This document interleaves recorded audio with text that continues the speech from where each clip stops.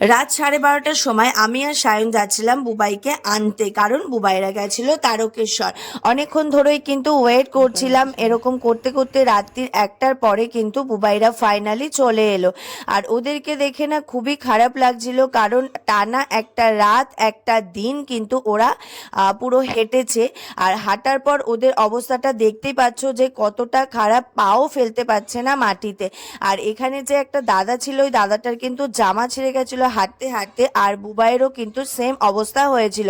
আর ওদের যে ড্রেসটা দেখতে পাচ্ছ, ওরা কিন্তু নিজেরা আলোচনা করে একই রকম ম্যাচ করে ড্রেস আর প্যান্ট পরেছিল। টোটাল ওরা 22 জন গেছিল তারকেশ্বর। আর তারকেশ্বরে কিন্তু বাবা না ডাকলে যাওয়া কিন্তু যায় না, কারণ বুবাই আমাকে অনেক দিন ধরেই বলছিল যে আমি তারকেশ্বর যাব। ফাইনালি ও এবছর গেল।